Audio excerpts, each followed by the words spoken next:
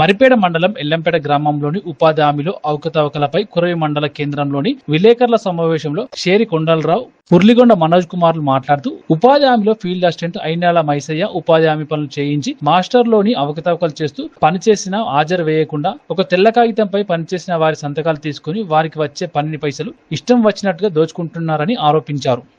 అధికారులు ఇంతకుముందు ఆయన మీద చర్య తీసుకోవాలని మేము చెప్పినా కానీ ఓ దమ్ము తీసుకొని కూడా మళ్ళా నిధులకు చేరడం జరిగింది.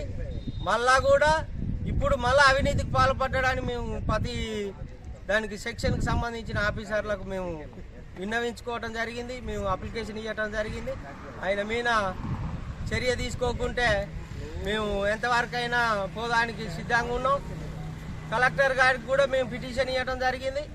దాని మీద కలెక్టర్ గారు కూడా స్పందించి చర్య తీసుకోవాలి. ఆయన నిధుల నుంచి త్వరగా అసిస్టెంట్ మైసయ్య ఈ అవినీతికి పాల్పడి ఇంతకుముందు కూడా ఆయన మీద చర్య తీసుకున్నారు ఆఫీసర్లు. అయినా కానీ మళ్ళా ఆఫీసర్లని కన్విన్స్ చేసుకొని మళ్ళా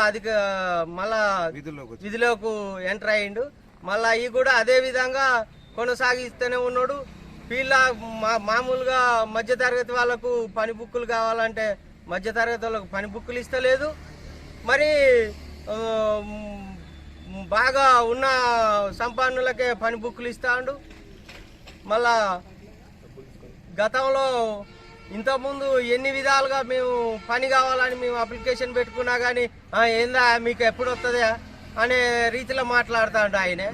ఇప్పటికీ నేను దగ్గర 2-3 దమ్ముల 4-5 దమ్ముల పనికి అప్లికేషన్ పెట్టుకున్నా కానీ ఇంతవరకు మాకు పని ఇవ్వలేదు.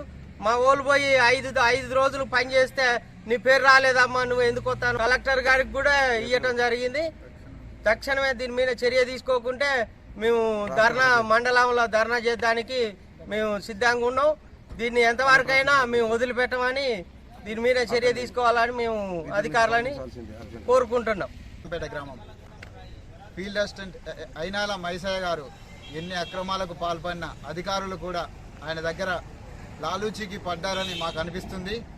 తక్షణమే మైసయ్య గారిని ఫీల్డ్ అసిస్టెంట్ విధుల నుంచి తొలగించాలని మేము కనీసానికి గచ్చిపోయిన ఎంకన్నా చిలకల 15 రోజులు నేను పని చేసిన. 15 రోజులు చేసిన తర్వాత కూడా నాకు 5 పైసలు రాలేదు ఇంతవరకు. ఫీల్డ్ అసిస్టెంట్ మైసయ్య గారు వచ్చిన డబ్బులు ఆయన తీసుకున్నాడు, ఈయనకి ఇవ్వలేదు.